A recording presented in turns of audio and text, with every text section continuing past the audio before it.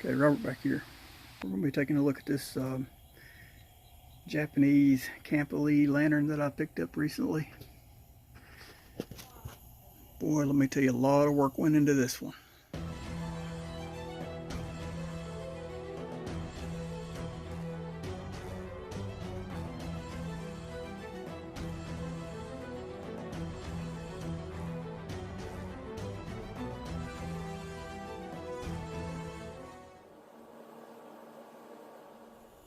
Okay, when I first found this lantern, it was at a flea market.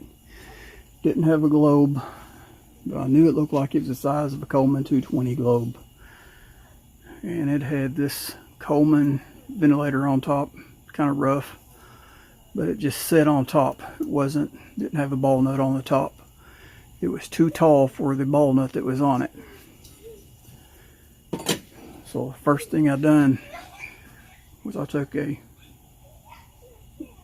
ventilator from a 60s model and put on it, and the stud stuck out about an inch too far. So I mean, neither one would work, and this thing was just a mess. I mean, it was falling apart, let me tell you. But first thing I done was I removed that vent stud, and I made my own. I cut a 1/4 inch bolt down, threaded in it, and cut it the length I needed to make this vent work. So that worked out pretty good. Okay, once that I fixed that ball nut, I noticed everything else on it was loose. The burner tubes would turn by hand. They were barely hanging on, about to fall off. The main air tube, it was wobbly, trying to fall off. The fuel air mixing chamber, same thing. It was wobbly, about to fall off, and I mean, it was just a wreck. And as soon as I picked it up, one of these side braces that the bell goes into broke. And so I mean, this thing had been through it. I mean, it had been through it. Just for demonstration purposes, this is pretty much the same setup. I mean, this is equivalent to a 220.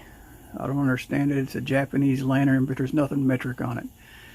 Every part on it crosses with a 220, with the exception of the vent, but I had to make a new vent stud to put on it. And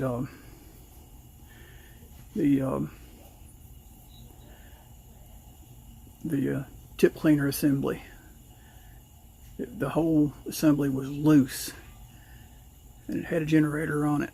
And I took a picture of the generator. I'll put in here, but I mean, the generator, it was crushed completely. I've never seen one like that. And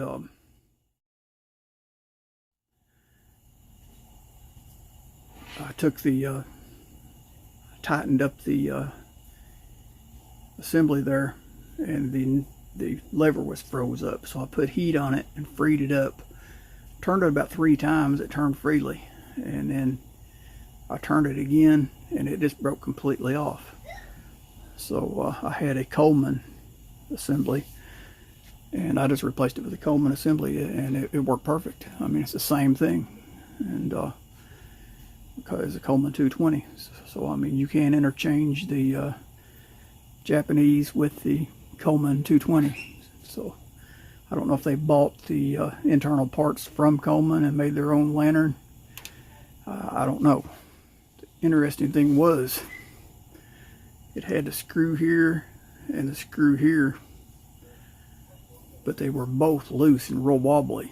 And when I took the screws out, these came off, and there was no holes drilled in the tube either end, and they crushed in the top threads here, and that's why it was so wobbly. I mean, it was only holding on by one side of the threads. I mean, the whole side of the air tube was crushed in at the top, and this screw down here was only in halfway. It was just up against the threads. It wasn't holding anything. So I re-drilled this one, and this one here was crushed, so I had to put it in a plumber's flaring vise and flared it out, and I ended up flaring it too big. It wouldn't thread back in, so I had to grind the end of it down, sand the threads down, and finally got it forced in there and rethreaded it, and so that worked out. And then I had to go through the cage and re-rivet the frame supports on it. And but other than that, and a good cleaning, as you can see, she's running good now, and she's more solid than it ever was. But I just thought it was interesting to see Japanese lantern that's equivalent to Coleman parts. Okay, if y'all like these kinds of videos, you know the routine. Like, share, subscribe. God bless.